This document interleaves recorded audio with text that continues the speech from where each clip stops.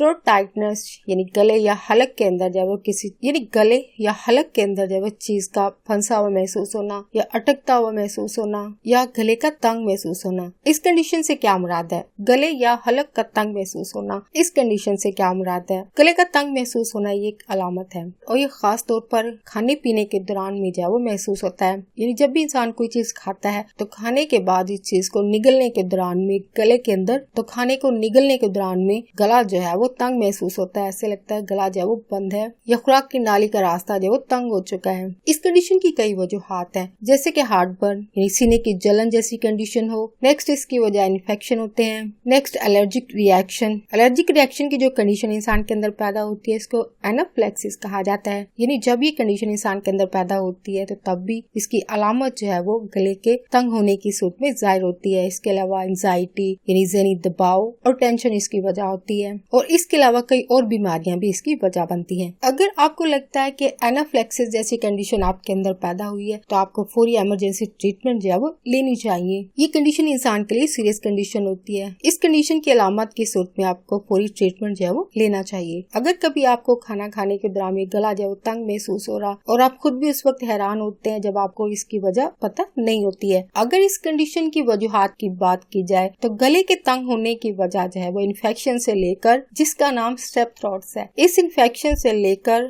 Serious allergic reaction जिसका नाम एनाफ्लेक्सिस है, ये सीरियस कंडीशन इसकी वजह होती है। यानी एक आम इन्फेक्शन से लेकर एक सीरियस किस्म के एलर्जिक रिएक्शन भी इसकी वजह होते हैं। अगर आपके अंदर थ्रोट टाइटनेस जैसी अलामत के साथ साथ यानी गले के तंग महसूस होने के साथ साथ दूसरी अलामत जिसमें खाने या पानी को निगलने में मुश्किल पेश आ रही हो या फिर सांस लेने में मुश्किल पेश आ रही हो तो ऐसी सूरत में आपको फौरी मेडिकल ट्रीटमेंट लेने की जरूरत पड़ती है, फौरी इलाज करवाने की जरूरत होती है। गले में टाइटनेस या गले का तंग महसूस होना जैसी कंडीशन की कई वजूहात हो सकती हैं, जिसमें एलर्जिक रिएक्शन शामिल हैं, इन्फेक्शन, थायराइड डिसऑर्डर्स, थायराइड की कुछ बीमारियां, इसके अलावा वोकल कार्ड डिस्फंक्शन। गाने के दौरान में जो वोकल कार्ड्स गला इस्तेमाल करता है उस वोकल कार्ड में अगर कोई खराबी पैदा हो जाए तो उसकी सूरत में भी अलामत जाहिर होती है, गले में गला तंग महसूस होता है। इसके अलावा एसिड रिफ्लेक्स पेट के अंदर पैदा होने वाली ये कंडीशन इसकी वजह होती है। इस कंडीशन के लिए जो ट्रीटमेंट जो तरीका इलाज इख्तियार किए जाते हैं इसको ठीक करने के लिए, इस कंडीशन के ट्रीटमेंट का इन्हिसार इस बात पर होता है कि इस कंडीशन की वजह क्या बनी है। वजह जानने के बाद ही तरीका इलाज इख्तियार किया जाता है। तरीका इलाज जो इख्तियार किए जाते हैं इस कंडीशन को बेहतर करने के लिए, अगर कोई आम इन्फेक्शन हुआ जैसे कि नज़ला जुकाम की सूरत में अगर गले का कोई इन्फेक्शन हुआ है तो ऐसी सूरत में रेस्ट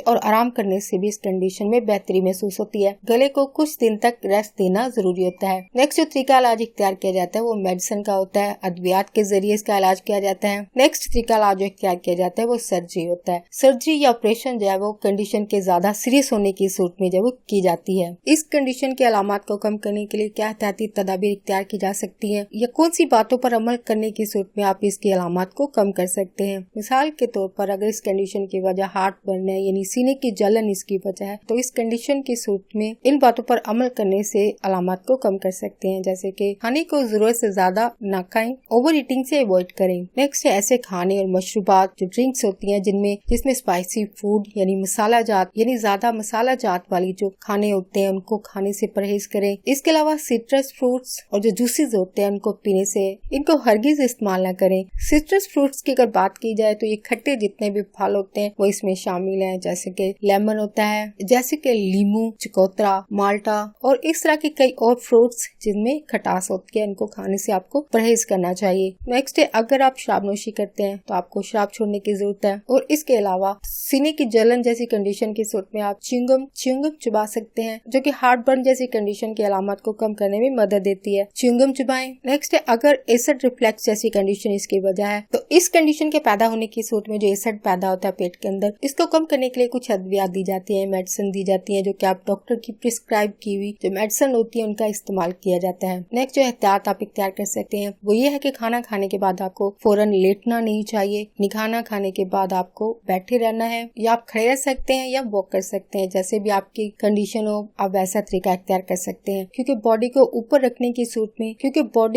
रखने पेट को सीधा रखने की सूरत में ही खाना हजम होने में जो वो मदद मिलती है, खाना जल्दी डाइजेस्ट हो जाता है। अगर आपके गले के तंग होने की वजह गले में पैदा होने वाले सोर्स होते हैं, जख्म या गले को पक जाना भी कहा जाता है, अगर ये कंडीशन है जिसकी वजह जो है वो गले के आम होने वाले इन्फेक्शन इसके वजह होते हैं, तो इसकी सूरत में दर्द को कम करने वाली मेडिसिन का इस्तेमाल किया जा सकता है। इन्फेक्शन की सूरत में दर्द को कम करने के लिए अद्वियात का इस्तेमाल किया जा सकता है, क्योंकि मेडिसिन के इस्तेमाल से ही गले के अंदर जो बनने वाले जख्म होते हैं उनसे आराम मिलता है। नेक्स्ट है अपनी वॉइस को रेस्ट देने से। अपनी आवाज को कुछ दिनों तक बंद रखने की जरूरत है ताकि गले को जो है वो आराम मिले, क्योंकि बोलने की सूरत में असर पड़ता है। तो इन्फेक्शन की सूरत में अक्सर गला बैठ जाता है, ऐसी सूरत में आपको कुछ दिन खामोश रहने की जरूरत है। अपनी वॉइस को जो है वो रेस्ट देने की जरूरत होती है ताकि आपको आराम महसूस हो सके इस कंडीशन की सूरत में। और इसके अलावा जो आम कंडीशन इस इन्फेक्शन की वजह बनती है, गले के तंग होने की वजह बनती है, उनके लिए कुछ मेडिसिन का इस्तेमाल किया जा सकता है। लेकिन अगर थ्रोट टाइटनेस की वजह यानी